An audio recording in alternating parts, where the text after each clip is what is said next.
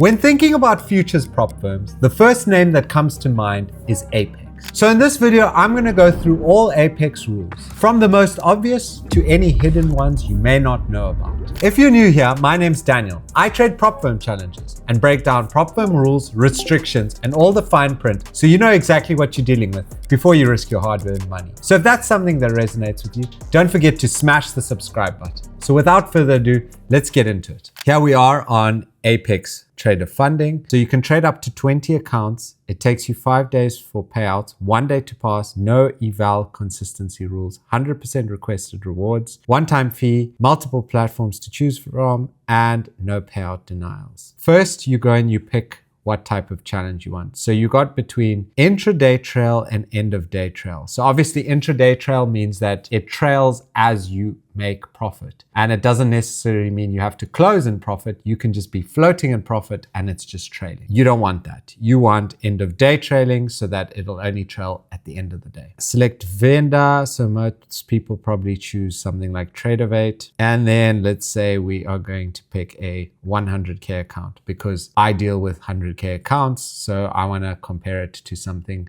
in the CFD space. It takes you 1 minimum day to pass. Max contracts is 8 mini/80 micro. Obviously, the contracts are a bit different in futures versus CFD. In CFDs, we talk about lots, but in futures, we're talking about minis and micros. So either 8 minis or 80 micros, depending on which chart you're using. Profit target is 6,000. So your profit target is 6%, but your max drawdown is 3%. Now, usually in CFDs, your profit target for phase 1 is either 10% or 8%. So here it's less, it's 6%. However, the max drawdown is actually 3%, whereas in CFDs, it's usually 10%. So you've got a lot less drawdown to play with. Drawdown type is end of day, so it trails at the end of the day. I don't like any form of trailing drawdown, but that's how these futures prop firms work, is they use trailing. Apparently before it used to be intraday trailing only. Apparently this is like a really big thing that they've introduced end of day trailing. Then your daily loss limit is 1,500, so 1.5% versus in CFDs, it's like 5%. One-time activation fee, $139. So when you pass the account, you will pay an activation fee. So the way that the futures prop firms work, from my understanding, is you don't have like 2 phases and then you become funded. What happens is you have 1 phase, and then when you pass that phase, then now you're a funded trader and you have a funded account. But what they do is they provide other sorts of challenges until you can actually get a payout. So you have to build a buffer. That buffer is effectively you in phase 2. You only pay this one-time activation fee if you pass. So obviously if you don't pass the challenge, you never have to pay this activation fee. So the only important one that you need to know about is this $59.90. So effectively, you are going to be paying $59.90 for this account, from my understanding, for this 100K account, and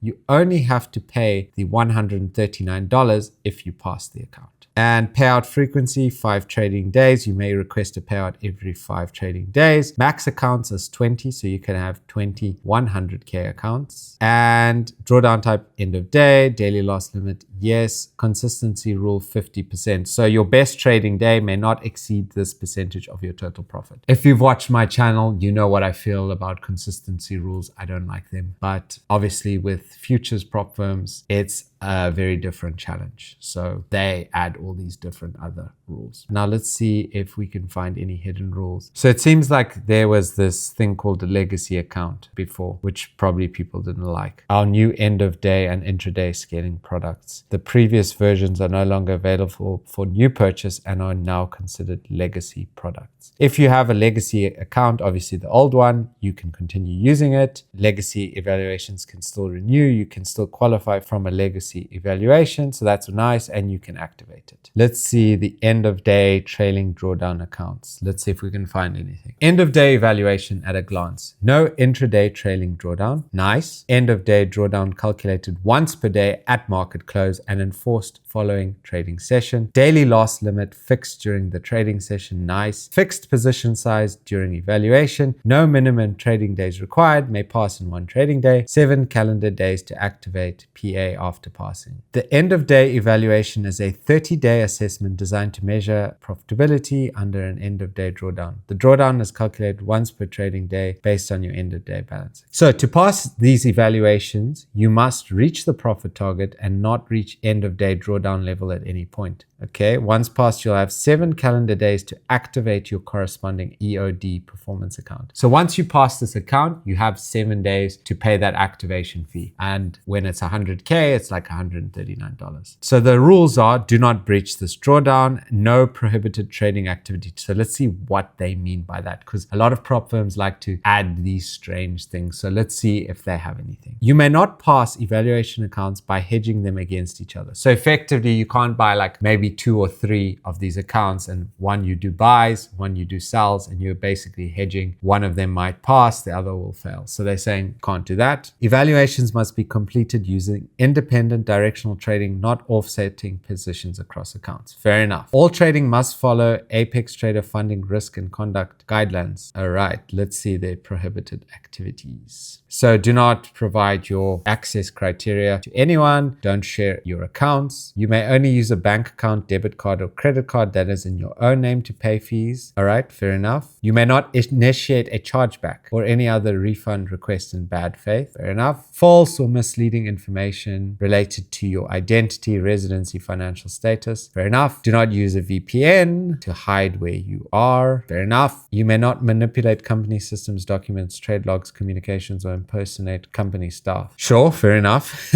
You may not use the company's services abusively or in a way that tries to exploit, game, or undermine the purpose or spirit of the program for personal benefit. Okay then. Trading without stop losses or risk management. All trades must have either pending or mental stop losses and a well-defined risk management strategy. Trading without these measures is strictly prohibited. Make sure you have a stop loss. High-risk strategies. Strategies that involve small profit targets while risking disproportionately large amounts are not allowed. For example, setting a 5-tick profit target with a 150-tick stop loss demonstrates unacceptable risk management. So what they're saying is you can't be having like a 1 to 0.1 risk to reward, where you basically have a really huge stop loss and then you've got like the tiniest take profit. Using the trailing threshold as a stop loss. Traders are permitted from using the account's full threshold as a stop loss mechanism to absorb large losses leading to account liquidation. Basically, don't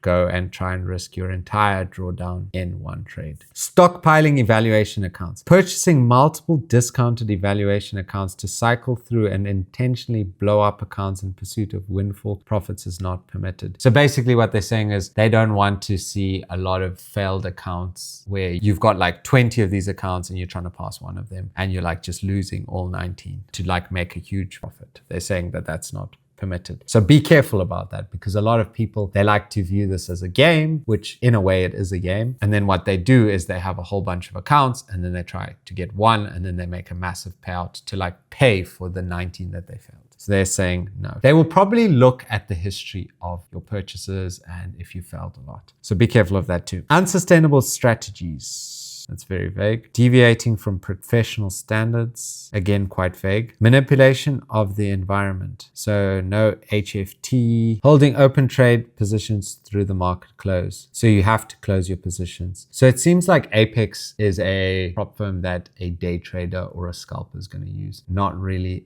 a swing trader. News trading. Trading during news is allowed. Using news trading strategies that chase the market or place orders on both sides to be lucky is not allowed. So you can trade during the news, but you can't put like one order here and one order here and then wait for one of them to hit here or here, like an NFP. Clever situation. No hedging of any kind. Does the 30-day access period apply to the PA? No, the 30-day access period applies to evaluation accounts only. So from my understanding, you have 30 days to pass this account. Otherwise, you've got to get another one. Again, I don't like that. Obviously, when you're trading, you don't want like time limits, because it kind of puts pressure on you. And that's why these challenges are really cheap, because it invites this idea that, oh, if it doesn't happen, I'll just buy another one. I'm trying to see this There was one thing that I saw which I didn't like, which was like how many payouts you can request. There we go. Let's see. How many PAs can I have? Oh, we know that. It's 20. Is the performance account a live account? No, it's a sim funded account. Does hitting the daily loss limit close my PA? No, hitting the DLL pauses trading for the remainder of the session. The account remains active and resets at the next session open. Do I keep 100%? Yes. Approved payouts are issued at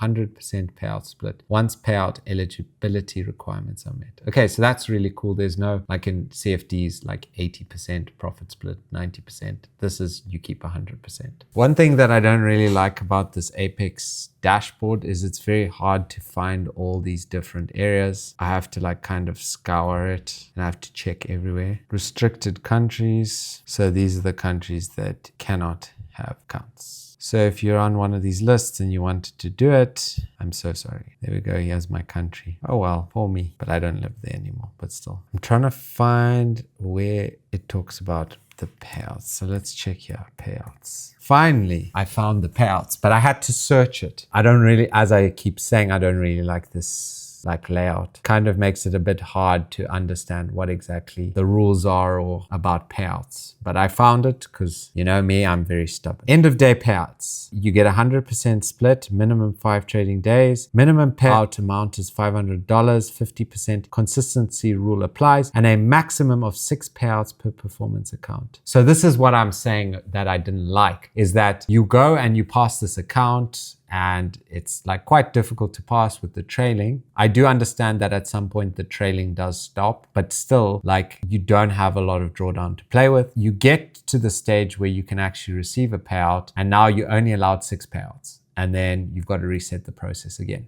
and go again. And you have to meet a 50% consistency rule. So that's not really nice. And to request a payout, your performance account must meet all of the following requirements. So let's see, we're 100K, 5 trading days. Minimum daily profit is $300. Safety net, so we need to get this to 103,100, so 3.1%. Minimum balance to request is 3.6 because it's 500. Even though you made that 3.1%, you can't withdraw that amount. You can only withdraw once you pass the threshold. So when you make $500 minimum balance. So you need to get this balance to 103,600 before you can get a payout. And the max payouts you can receive is 6. And you can see that you need to have a minimum of 5 trading days with a minimum of $250 profit for each of the days if you have a 50K. 50% consistency, but at the same time, you can't make more than 50% on a given day. Maximum payout per request. See, so after 6 payouts, the PA is closed and you'll be able to obtain another PA by qualifying for another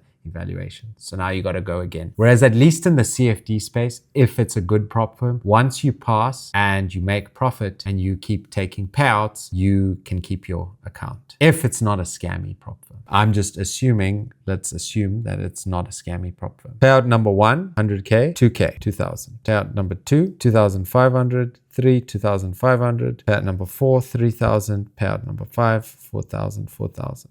So it seems like there's even a max amount that you can get payout. On your first attempt, you can only withdraw 2,000. Second time, 2.5. Third time, 2.5. Fourth time is 3,000. Fifth is 4. And sixth is 4. And then that's it. What happens if my payout is denied? Your account remains active. You may continue trading and submit a new payout request once all requirements are satisfied. How many payouts? We know 6, and then you restart. Can I keep trading after a payout request? Yes.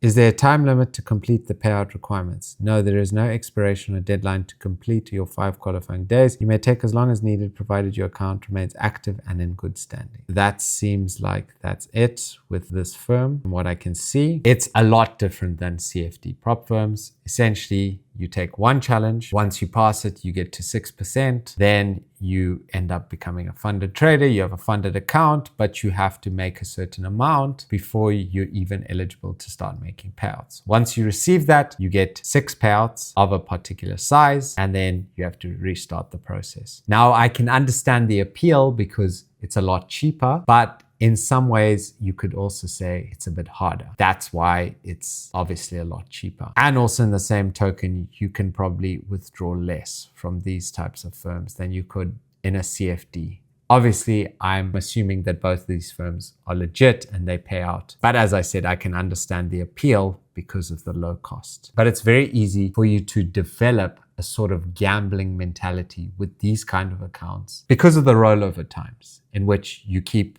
rotating through accounts, and this account dies, then you need to buy another one. So it's like you're just churning through accounts. Whereas yes, it's like that in the CFD space, but it's less. So I've just gone and I've reviewed probably the number one futures prop firm.